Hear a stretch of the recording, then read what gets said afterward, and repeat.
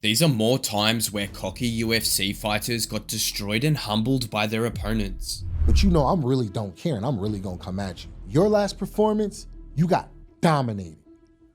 Dominated and knocked out. I got caught. You got dominated. It's a huge difference. Oh my goodness. Oh, Prochazka, big ground strikes here. That indeed will do it. Jiri Prochazka. Obviously, the fight didn't go the way that I wanted it to. Got to give a shout out to Jiri.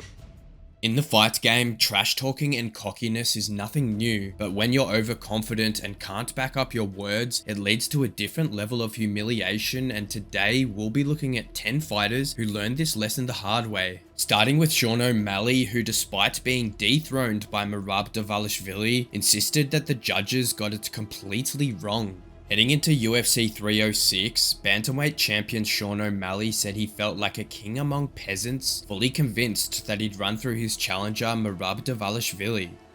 I feel like my confidence right now, I need to be humbled fast. I know. I need to get back to the gym and get humbled fast. Please because do. I can't even stand myself at this point. Like, I wake up just fucking smiling. Like, That's holy shit, you really are. You really are a king living amongst these peasants. I'm gonna put on a masterful performance. I'm put on back-to-back masterful performances. This is gonna be another one, the biggest one of them all. Merab's on a 10-fight win streak. O'Malley carried that confidence into the press conference, guaranteeing a brutal knockout. And I think I'm gonna get it done the way I always get it done. I'm gonna put this dude face first. The challenger wasn't lacking confidence either, riding high on a dominant 10-fight win streak. Keep dreaming, nobody knocked me out yet, nobody. Keep dreaming, Sean O'Malley. On fight night, O'Malley was made to pay for his words as Merab dominated with clinch work and takedowns from start to finish. Midway through, he even found time to kiss O'Malley on the back, to which he then turned his back and almost got knocked out right after. So anyway, O'Malley did hurt him late in the 5th, but it was too little too late, and Merab was crowned as the new bantamweight champion by unanimous decision. Despite suffering his second career loss, O'Malley was mentally still undefeated. I won this shit, but it still hasn't really hit me with anything, right? That clip went viral and O'Malley received a lot of backlash from fans, to which he responded claiming that his opinion stood firm. It's funny, people are saying, you just have a bunch of yes men around you. I'm like, if you watch round 1, 3, and 5 closely, no commentating,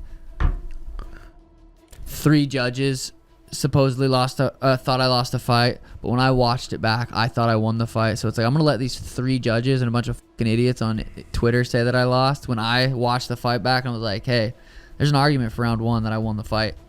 Merab, however, obviously saw it differently. And I was ready for everything. I was ready for war, but I see his power, I see his everything, and he wasn't coming. He was waiting for me. And how tricky he did against Aljo, I tried to do same. Like, if you don't want to come to me, I'm not gonna come. And so yeah, nothing surprised me actually.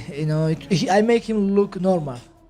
After making the bantamweight champion look ordinary and taking O'Malley's crown in the process, Dvalishvili was booked to defend against the division's future Umar Nurmagomedov, an undefeated fighter who, before they were booked to fight, constantly said that Merab was ducking because he was scared, and Umar was about to pay for his words, which pissed the champ off. Right after Merab defeated O'Malley, Umar called Merab out and told him to fight a real challenger. But when the tweet was brought to Merab's attention, he turned it down, pointing to Umar's lack of big wins in the UFC. Yeah, he's okay, but I'm telling you guys, from top 15, he only win 1 fight. Merab's refusal was quickly labelled as fear by Umar, fellow fighters, as well as fans. It's looking like very bad. It's looking like he tried to avoid, like he's scared. I think Merab's scared of Umar and would rather fight me. He would probably look at me as an easier fight. You put out a tweet saying that you want to fight O'Malley in November. Does that mean you are scared of Umar? Let's boo to this guy.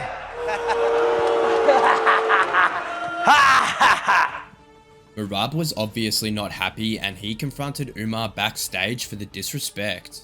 Disrespect? Where? In the people. What I said? Whatever you say, why you disrespect? Because I want. What you can do? Why you disrespect? I'm here. Come here. I will be in Vegas. Call me anytime. Now come here. Now I'm here now. And he said that before your press conference last month, he saw you backstage and said, "Why are you disrespecting me?" And you said, "Because I want to do something about it." But then you went out to the press conference and you said, "Oh, I haven't said anything disrespectful." Do you remember that interaction? Of course, I remember that moment. And when he asked to me, okay, I saw him, right? I smiled to him and go to do interview. And he come to ask to me, why you disrespect me? Okay, he have question, why you disrespect me? I want to tell him, what are you talking about? Exactly what I said. I'm not his son. You know, he can't ask to me like father and son, like why you do this? He not my father, you know. Of course, I want to tell him like because of I want what you can do. The Russian kept taking shots at the champ every chance he got until the fight was finally booked. For UFC 311, and the trash talk got even more heated when they went face to face. You are piece of shit, okay? You are piece of shit. You lost respect. You lost respect as a man for me, okay? Real men don't talk in trash online, okay? I just described your behavior. You try to avoid me. You even doesn't mention my name. Who are you? Who you fought? You don't even doesn't. You think I'm gonna go backwards and fight number 15? I'm gonna show you. For the belt. I'm gonna take this belt and you know it. The fight was just as fiery as the build-up. Umar took control early, winning the first 2 rounds, but Merab flipped the script with relentless pressure, storming back to claim the last 3 and hand Umar his first career loss, which the Russian refused to concede, taking to Instagram to say that he was apparently robbed. Since then, the original post has actually been edited, to which Umar has deleted the words that he thought he won. Merab, however, chose to bury the hatchet on his end. But I don't have nothing against him. I know, I was really mad, when he disrespected me, and he said I was ducking him. I never ducked. Every time UFC asked me to fight him, I said, okay, I will fight. But yeah, all the respect, no problem. I was mad, really mad, but now I'm good. I'm all done, no problem. Now, although Umar may have been cocky leading up to his fight, Colby Covington brought his cockiness to a different level when he underestimated a dominant prospect in the form of Joaquin Buckley and got absolutely humiliated for it. When Covington fought Joaquin Buckley in 2024, he was coming off 2 brutal losses in title fights against Kamaru Usman and Leon Edwards, but his confidence was still alive and kicking. Buckley. I mean, does it really matter? He's irrelevant. He's an absolute nobody. So, I haven't done any research on him and I didn't care to. He's just, he should be happy that he's getting the privilege to fight me. So. I'm the superstar in this division. I call the shots. I am the champion. Everybody knows I'm the king of Miami. So I think after Saturday night when I convincingly beat Buckley, I'm next in line for the title. Colby even brought in the undisputed, undefeated GOAT of trash talking to back up his words. I'm gonna have my head coach and my role model speaking for me tonight. I came to tell you, when you're the greatest fighter in the world today, they got a name for you. They don't call you a great fighter, they call you Chaos Covington, only in the octagon, 10 o'clock Eastern. For Buckley, all of Covington's antics were just proof that he was drowning in nerves. It's that anxiety, it's that build up, that nervous energy. Like my coach Reg ended up seeing Colby Covington. I haven't gotten to see him yet, but he ended up seeing him in person.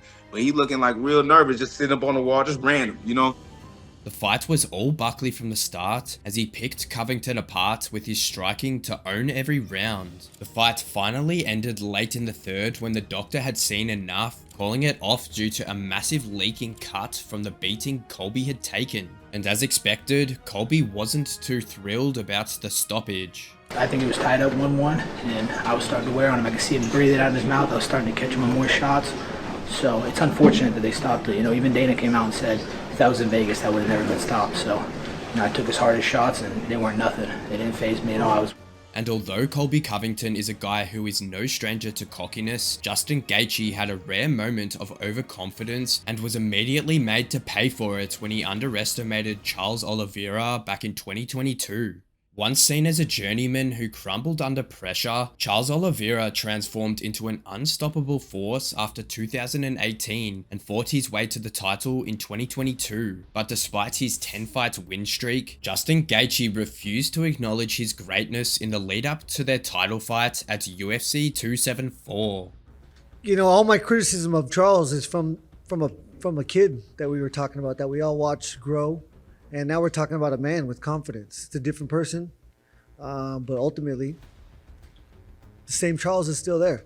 Same Charles that fought Cub Swanson, same Charles that fought Donald Cerrone, same Charles that fought RDA, Pettis. Choices were made in that by him, and the choice to quit was made. And I'm going to give him that choice on Saturday night. I guarantee that. Gaethje even claimed Oliveira was nothing special and definitely not on the level of Khabib, who had dominated the American in their title unifier at UFC 254. The narrative is like that he used to quit, and a lot of people say, yeah, but he's answered that. He doesn't quit anymore. That's fine. I think that's true. However, you know, once a coward, always a coward. I'm not calling him a coward, but I'm saying that's you can't just take that away. It's there. Khabib never showed you that, and that's why you can't compare those two. Gaethje continued on, saying that Oliveira would have to walk through hell to beat him. He's going to have to walk through hell like Khabib did, and, you know, he's not as powerful. He doesn't have the structure, he doesn't have the frame, and he doesn't have explosive takedowns. He's going to have to find me, you know, making a mistake, overreaching, and try to get into a grappling situation. Outside that, he better be praying every day that he gets me to the ground. Oliveira couldn't care less about the trash talking, as he was solely focused on the fight.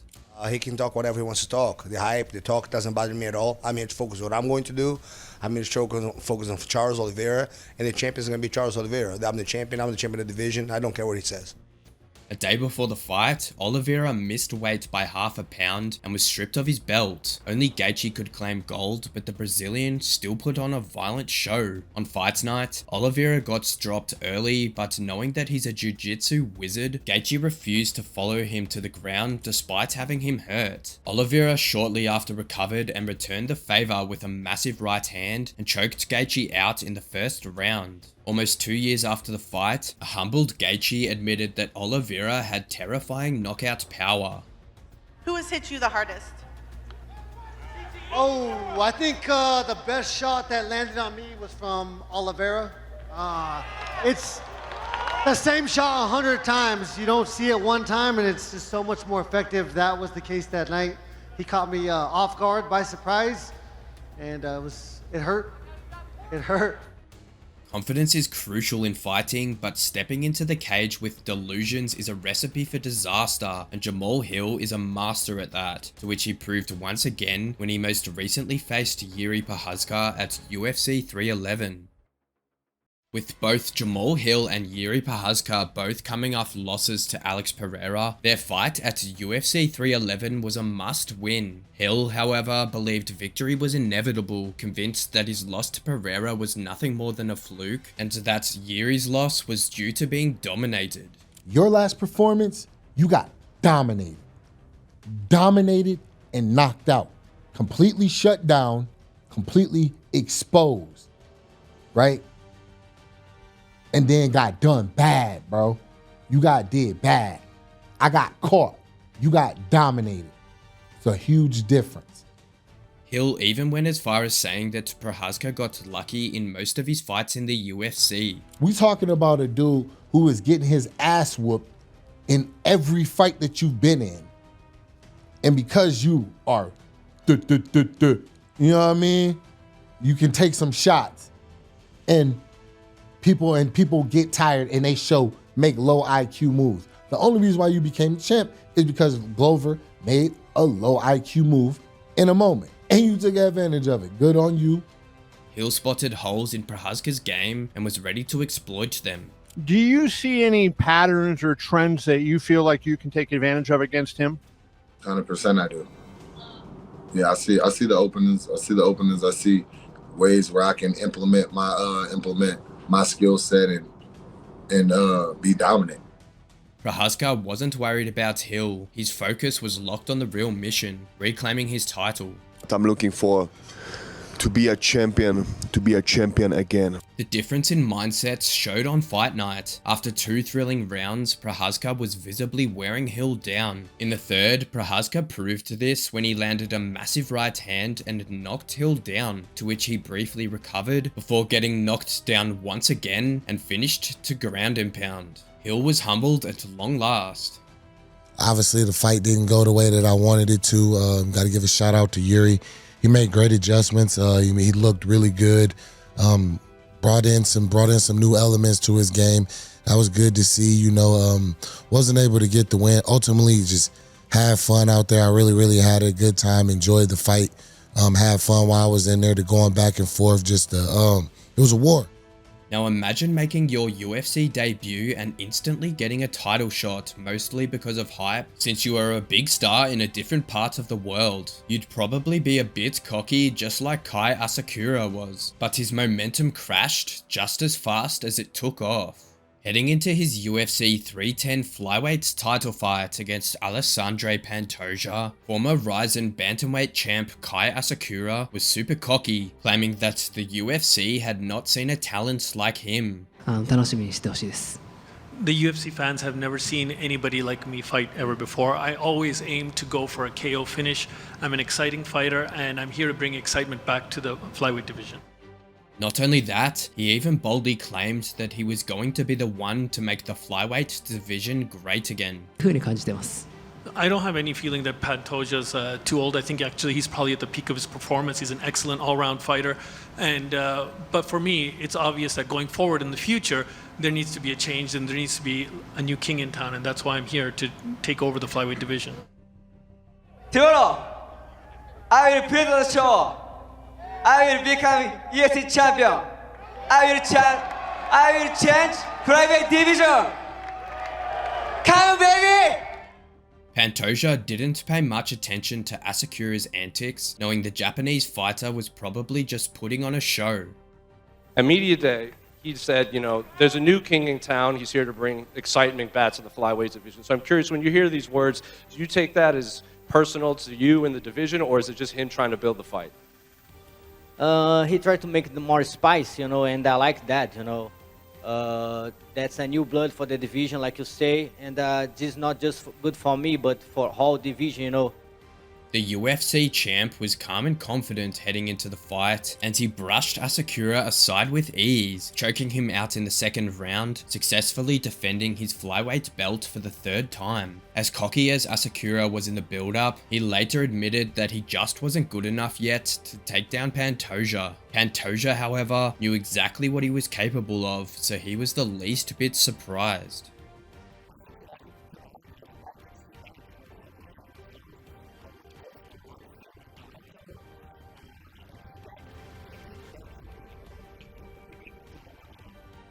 Asakura's brutal end reminds us of Sean Strickland, who was super cocky when he faced Alex Pereira when he was still an up-and-comer, and was so brutally humbled that he made sure to let everyone know that he was completely wrong about the Brazilian. Alex Pereira entered the UFC middleweight scene in 2021 as a dominant 2-division glory kickboxing champion, and with just 2 quick wins in the promotion, he landed a title eliminator against the loud and trash-talking Sean Strickland at UFC 276. There's not one glory fucking kickboxer in any fucking weight class that I couldn't stand and bang with. So don't fucking tell me just because you're some big fucking Brazilian, you knocked out Izzy 20 years ago, that fucking I can't stand with you. Come on, motherfucker. Get out of here. Strickland went on to claim Pereira wasn't that good of a striker and even mocked his fighting style. You're not even a good striker, bro. Like, what is Pereira? Like, dude, the only reason to do that is because you're fucking tall, man. You're genetically gifted. If you were a normal sized human being, you wouldn't even fucking be here. Your style sucks. Thinking Pereira wasn't as good as advertised, Strickland stood right in front of the big man, trading shots recklessly and paying the price. Midway through the first round, Pereira unleashed a vicious shot that sent Strickland packing with the follow-up. Strickland learned his lesson the hard way. The shitty part about it was, during the round I kept thinking, man, this is going to be an easy fight. I see everything this guy's throwing. I'm getting the better of the exchanges. I'm going to beat this guy up for 3 rounds. and then halfway through I got caught. So hats off to Alex. He's a killer. Now Strickland managed to bounce back from that loss and eventually became the middleweight champion. Henry Cejudo, on the other hand, let success get to his head, and this next fight was the beginning of his downfall. In 2023, Cejudo returned after a 3-year hiatus to challenge bantamweight champ Aljamain Sterling. Cejudo had vacated the belt in 2020 after beating legends like Demetrius Johnson, Dominick Cruz and TJ Dillashaw, and he was banking on a grand comeback, but his past success got to his head. I'm coming back to make history, and he happens to be my tune-up fight. I'm gonna get rid of him, I'm gonna get rid of O'Malley, that's right, I said it. And then Volkanovski's next, and you can't deny me no more. Why exactly have you chose to return now, and what was the inspiration behind it? Because it's easy money. Cejudo went on claiming that Aljamain sucked and that he'd finished the fight without question. I love the challenge. I love the fact that people are gonna doubt me. And I think that's another reason why I'm back too. You know, it's I love being the underdog, like I've been my whole life. And I think that's why, and I personally think Aljamain just sucks. I'm gonna stop this dude under 3, and I promise you that. After all the talk, Cejudo piled pressure on himself to deliver, but when it mattered, he faltered as Sterling edged him out in a 5-round war, winning by a close decision. Cejudo was badly dented by the loss, and he looked very emotional. It's hard, man. I'm such a fucking competitor, man. I don't think people realize that. Like, to me, it's all or nothing. If I'm not first, I'm fucking last. Cejudo's competitive fire has pushed him to fights twice more since then in an attempt to bounce back, but he lost both and now finds himself in a tough spot. That's the power of one loss, and no one knows it better than Dominick Cruz, who was another cocky yet dominant champion whose run was brutally ended back in 2016. Cruz was a dominant bantamweight champion when he crossed paths with Cody Garbrandt backstage at UFC 202 a few months before their fateful showdown. That same night, Cruz went off on Garbrandt during the post-fight show, firing shots long before they stepped into the cage. I mean, it wasn't anything crazy. It was just an exchange of words and understanding and looking each other in the eye and understanding we're going to see each other very soon, my friend. It pretty much came down to, you know, I didn't like what you said about me on some of these interviews, Dom. It hurt my feelings, basically, is the way he said it to me. He didn't say those exact words, but he might as well have. It was in his eyes. They were getting teary and stuff. And I was like, sorry, man. I'm going to have to embarrass you in front of a lot of people, so. The pre-fight presses were just as fiery, with Cruz using his mic skills to dismantle his hot-headed opponent, so much so that Garbrandt stormed out of a one-on-one interview. I'll come across there right now, dude. You're a room away. Go ahead. Come over here. Yeah. Come on, turd. Let's go. Unhook me. Oh, I hope he comes. Bring it. Come on. Come on. Come on. You coming? You coming, little boy? Before the fight, Garbrandt had no answers for Cruz's verbal jabs, but once the cage door shut, the tables turned as he outclassed the champ, bruising, battering and dropping him multiple times while showboating his way to a dominant unanimous decision win to claim the title. Despite the heated build-up, Cody showed nothing but respect in his post-fight interview. Dominick's a great champion. He's arguably one of the best bantamweights to ever grace the octagon. And it was a pleasure going out there and testing my mettle. You know, I had a lot of, what ifs, and I think I solved every one of them.